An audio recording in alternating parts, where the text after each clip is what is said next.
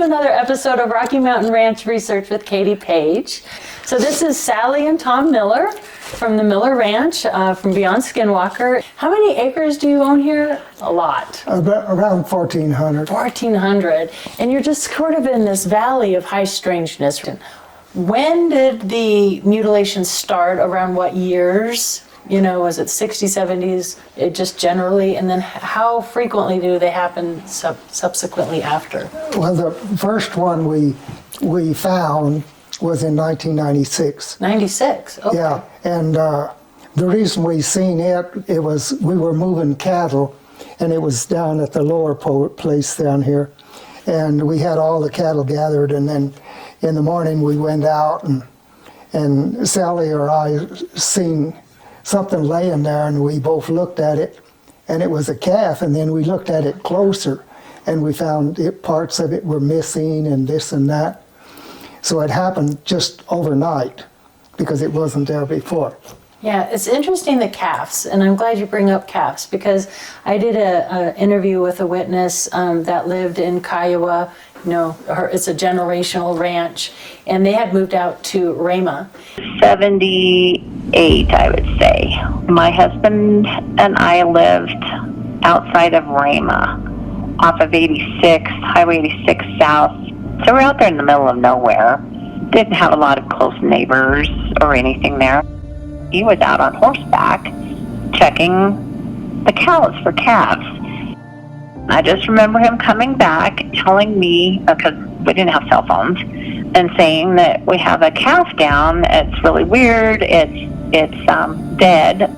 The mom had just had it, but something had cut a square of fur off of the top of it. The skin was still there from what I recall. The skin was still there, and the fur just was in a perfect square.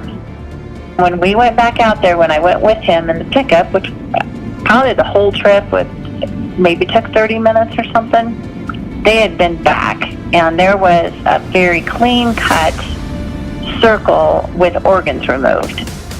Like I said, that calf was just a brand new calf. He freaked out because he said, like something had been there and he caught him in the middle of the act or something. Because it's like, okay, they've come back and done more work to the same calf. Only blood was what was just sitting in the cavity. But I do remember that, and but there was no tracks, no drag marks, no nothing other than what he had done with the horse. You felt like you were being watched. We never saw anything in the air. We never saw any tracks. And this was off the county road, I don't know, a couple miles. It wasn't just like somebody stopped along the county road and did something. We've had coyote kills before. I've got a picture of one of them. The calf was still alive while the coyote was eating on it. They don't just cut a clean circle and take an organ out. Just like a laser, which everybody's always described it as, just like a laser sharp cut. And the only other things that we noticed over the years of having friends and family and different ones that had mutilations, it seemed like the cattle in the pasture where the mutilation was seemed to act fine, but the ones in adjoining pastures were freaked out. One time we thought it was the military And then recently, Carl Oker out there also had another calf down with missing, like he had like little chunks of, I mean, it's graphic, I know.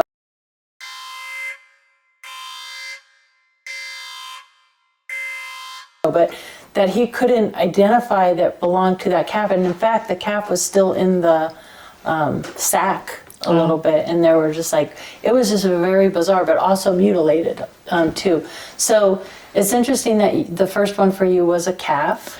The first one we documented. They had been happening before, but when his cows or calves died, there was no connection. It's like, oh, okay. Right. And just didn't look at them. Yeah. But because this one was next to the house, it was very strange. Yeah, that was a question I had. I mean, you've been around cattle your whole lives, so you know when something's really out of the ordinary. And I notice you do have pictures there Do you mind like sharing some of those? The pictures there of the cattle? Yeah. Yeah. We have all kind of pictures there. And then, we might have had some before, but like I say, we've got a lot of land back this way, and we don't check them every day. It may be a week or so before I go out and check, and then they're scattered all over. And I've seen them, maybe there'd be a dead cow laying out down in the Roya. And so I didn't even think of mutilations at that time. And it could have been some of those were mutilated. How many mutilations, like technically mutilations, do you think you've had here at your ranch? We're at 16. 16. 16. And what are some of the commonalities in those? They all have an ear missing, an eye missing. Generally, they've been anal cord, and the organs removed from there, or they will open up a chest cavity, small, 6 inches of chest, and they will take everything out through that. The tongues are always missing. Not all of them end up with broken hips or broken bones, but we've had several that whatever drops. What about the blood drain? Yeah, there's no blood. No blood. And with all these cuts on there, like a cow, grown cow has 5-6 gallons of blood. Yeah. And there's no blood there. No blood. And all those cuts.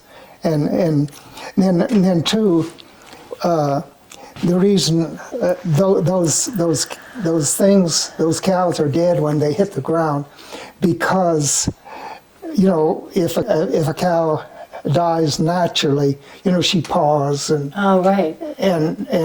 but some of them were in real soft dirt, and they didn't move an inch after they hit the ground. That was the end of it. That's interesting. So they had to be dead. Before they were dropped. Yeah. And did you notice like tracks of other predators, or did the other predators leave them alone, like, as reported? They leave them alone. They leave them alone. Right.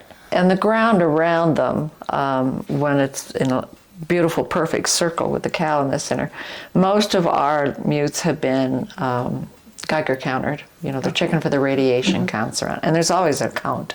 It's always high. I just don't know what it exactly.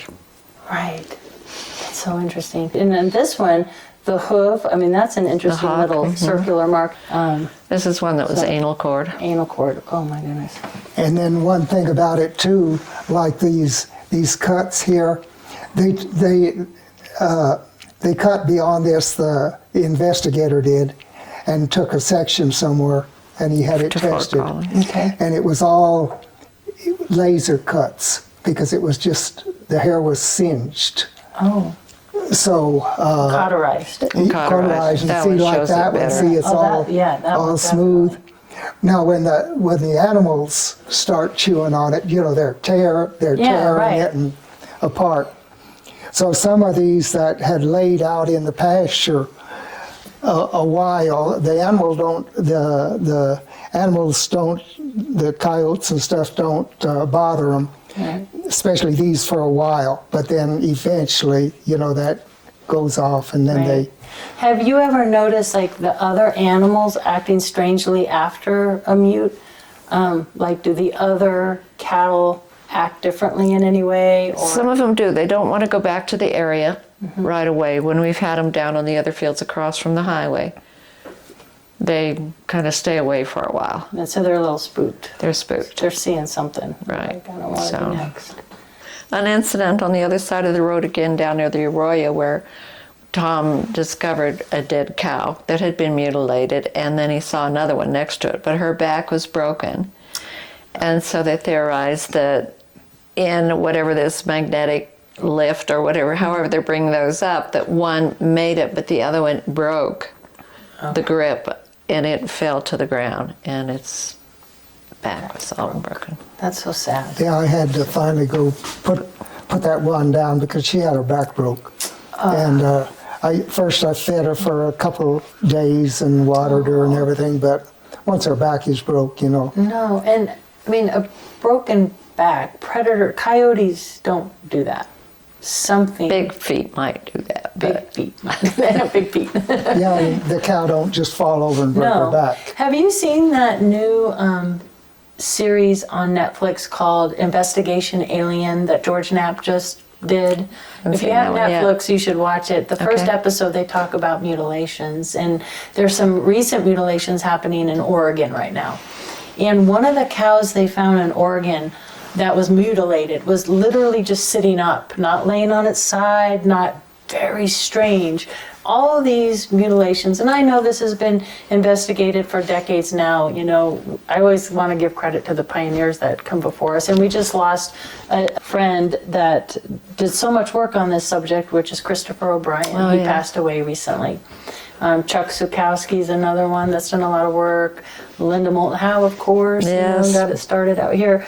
But so many commonalities, and to say there's, to me, this is such almost more of a mystery than the UAPs themselves.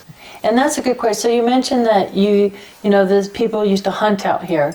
Is it, what do they hunt? Do they hunt elk as well? Because I know there's been a connection Usually to elk. deer, something like that. But do you have elk in this area? We do. You do, so. Okay. In fact, I don't know if you even saw them. They were there yesterday when you came over the bridge. Just before you get to the bridge, there was a herd of 14. Oh, elk? Mm-hmm. Okay, because I think there's an elk connection to this as well. Here's another question I have for you. Do you ever have any of your animals just go missing? That just disappear? We have had cows when you've counted, and there might be one or two short, and we don't find the bodies. And so maybe they wander off, maybe, I mean, it's like, because that's interesting too. I've often wondered about that. Like, I know you see the mutes, but how many go missing? I think it's a small amount compared to what we have had mutilated, but they don't wander off because they're herd animals, right? Right, that's true. Unless they're going to have a baby. But once the calf is born, they'll come back to the herd. That's the only time they leave the herd. Okay. So I'm just going to kind of go through some of these pictures here. What is the hole right here? Isn't that the like back? The leg. The back rear end part. You can see where this is broken, and it's broken up here. Oh, right. See. Okay. So it probably was a leg. Okay. Oh man. Part of the leg is left. These are kind of graphic. So this one was mutilated, but she was still carrying the calf. Oh, that's what I'm seeing. That is so sad. Yeah. Oh my gosh. I mean, I'm just curious because, you know, I'm not a cattle rancher. I don't know the cost of these animals and the loss that you've suffered. Are you able to write this off, or is just a complete loss for you guys? Insurance will not cover it. Insurance won't? No. Because, well, we used to get the police and the sheriff out each time, but they're like, oh yeah, well, you know, some animal hit it, did this or that. But because you have no definitive proof, nothing you can send in causatively through the police department to the insurance company, they just consider it a natural death. And then so it's a loss. It's been a lot of loss for you. Yeah, really. Yeah. You know, like we said, we had 16 that we knew of. Yeah. You figure if those cows would have had like 16 calves each year, Right, well, that's what I'm you're saying. talking Here's a whole another bunch calf. of money. Yeah, Yeah. between Yeah. $1,000 and $1,500 per calf. Yeah, that's a lot of money. And then here you got the two. Yeah. And so, Right. Yeah, and you've had the double mutilations here, like you mentioned. We have. One looking like it dropped from the tree, and the other one laying mutilated on the ground next to it. So That were two separate incidents. two separate instances that's happened. Yeah. This is a sad picture and very graphic.